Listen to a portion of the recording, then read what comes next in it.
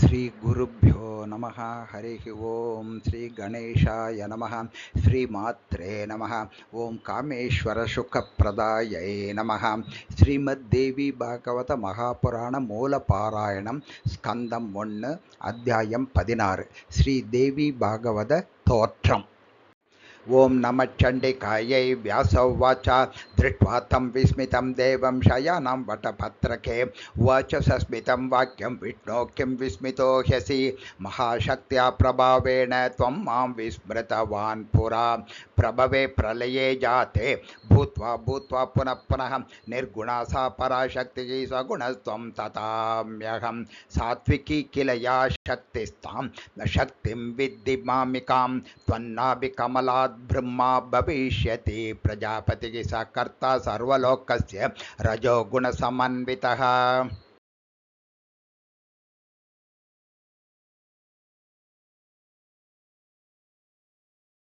स तदा तप आस्ताय प्राप्य शक्तिमनुत्तमां रजसा रक्तवर्णं च करिष्यति जगत्त्रयं सगुणान् पञ्चभूतां च समुत्पाद्य महामतिः इन्द्रियाणीन्द्रियेषां च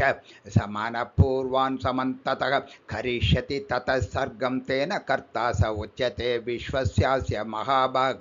त्वं वै पालयिता तथा तद्भ्रुवोर्मध्यदेशाञ्च क्रोधाद्रुद्रो भविष्यति तपकृत्वा महाघोरं प्राप्य शक्तिं तु तामसीं कल्पान्ते सोऽपि संहर्ता भविष्यति महामने मते तेन नाहं त्वामुपायात सात्विकीं त्वमवेहि मां स्था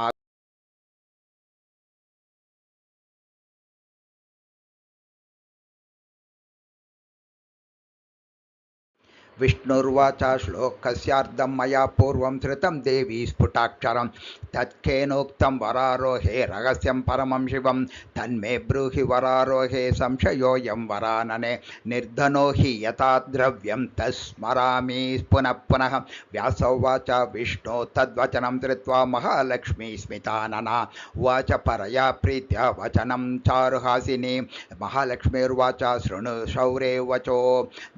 मह्यं सगुणाहं चतुर्भुजा मां जानासि न जानासि निर्गुणां सगुणालयां त्वं जानीहि महाभागतया तत्प्रकटीकृतं पुण्यं भागवतं विद्धि वैदसारं शुभा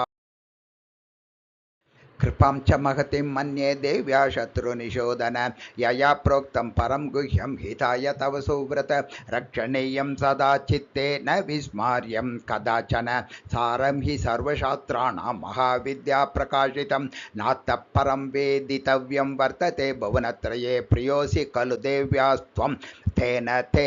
व्याहृतं वचः व्यासोवाच इति श्रुत्वा वचो देव्या महालक्ष्म्या चतुर्भुजः ददार हृदये नित्यं मत्वा मन्त्रमनुत्तमं कालेन कियता तत्र तन्नाभिकमलोद्भवः ब्रह्मा दैत्यभयात्रस्तो जगाम शरणं हरेः ततः कृत्वा महायुद्धं मत्वा तौ मधुकैटभौ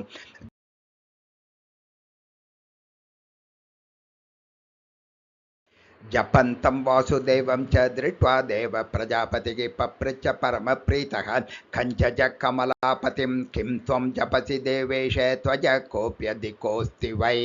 यत्स्मृत्वा पुण्डरीकाक्ष प्रीतोऽसि जगदीश्वर हरिर्वाच मयि त्वयि च या शक्तिः क्रियाकारणलक्षणा विचारय महाभाग या सा भगवती शिवा यस्याधारे जगत्सर्वं तिष्ठत्यत्र महार्णवे साकाराय महाशक्तिः अमेया च सनातने यया विसृज्यते विश्वं जगते तच्चराचरं सैषा प्रसन्ना वरदा नृणां भवति मुक्तये सा विद्या परमा मुक्तेः हेतु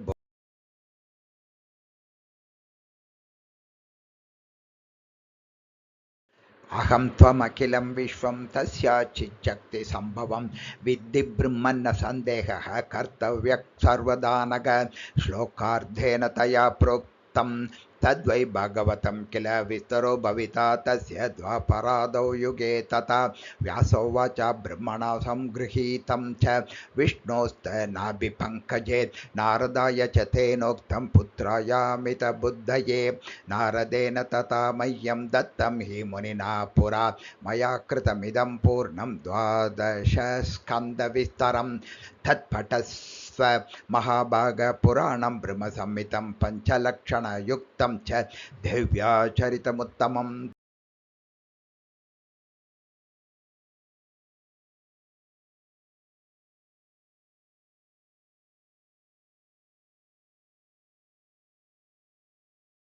वृत्रासुरवधोपेतं नानाख्यानकथायुतं ब्रह्मविद्यानिदानं तु संसारार्णवतारकं गृहाणत्वं महाभागयोग्योऽसि मतिमत्तरः पुण्यं भागवतं नाम पुराणं पुरुषर्षभ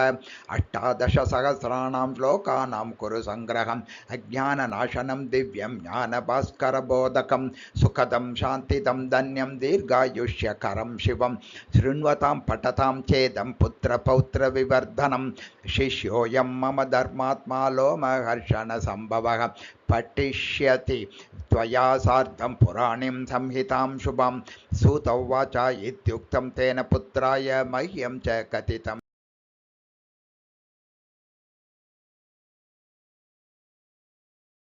शुकोदित्य पुराणं तु स्थितो व्यासाश्रमे शुभे न लेभे शर्मधर्मात्मा ब्रह्मात्मज इवा परः एकान्तसेवी विकलः स शून्य इव लक्ष्यते नात्यन्तभोजनासक्तो नोपवासरतस्तथा चिन्ताविष्टं शुकं दृष्ट्वा व्यास प्राह सुतं प्रति किं पुत्र चिन्त्यते नित्यं कस्माद्वयोग्रोऽसि मानद मास्ये ध्यानपरो नित्यं मृणग्रस्त इवादनः चाका चिन्ता वर्तते पुत्र मयि ते तु तिष्ठति सुखं भुक्ष्वं यथा कामं मुञ्च शोकम्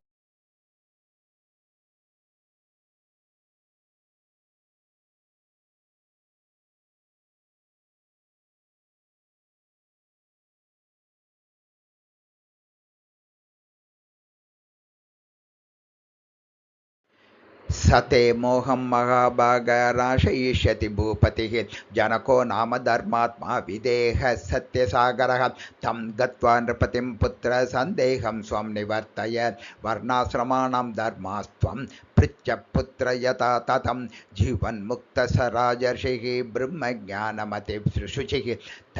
तत्यवक्ताति शान्तश्च योगी योगप्रियः सदा सूत उवाच तच्छ्रुत्वा वचनं तस्य व्यासस्यामिततेजसः प्रत्युवाच महातेजाः शुकश्चारणसम्भवः दम्भोऽयं किल धर्मात्मन् भाति चित्ते ममाधुना जीवन्मुक्तो विदेहश्च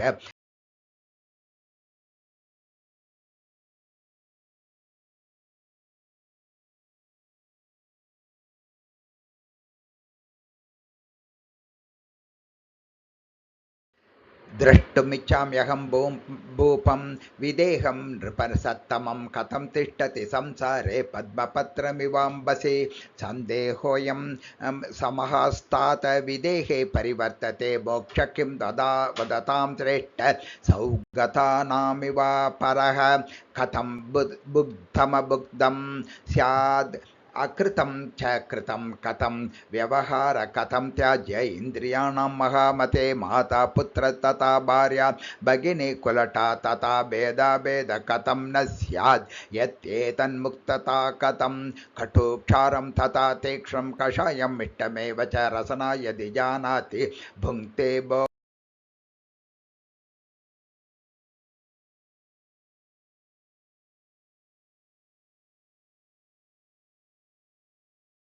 शत्रुमित्रपरिज्ञानं वैरं प्रीतिकरं सदा व्यवहारे परे तिष्ठन् कथं न कुरुते नृपः क्षौरं वा तापसं वापि समानं मन्यते कथम् असमा यदि बुद्धिः स्यान्मुक्त तथा न तर्हि कीदृशी दृष्टपूर्वो न मे कश्चित् जीवन्मुक्तश्च भूपतिः संज्ञेयं महती तात गृहे मुक्तः कथं नृपः दिदृक्षा महती जाता श्रुत्वा तं भूपतिं तथा सन्देहविनिवृत्त्यर्थं गच्छामि मिथिलां प्रति इति श्रीमद्देवी भागवत महापुराणे अष्टादशसाहस्र्यां संहितायां प्रथमस्कन्धे शुकं प्रति व्यासोपदेशवर्णनं नाम षोडशोऽध्यायः। ओम श्री जगदम्बार्पणमस्तु।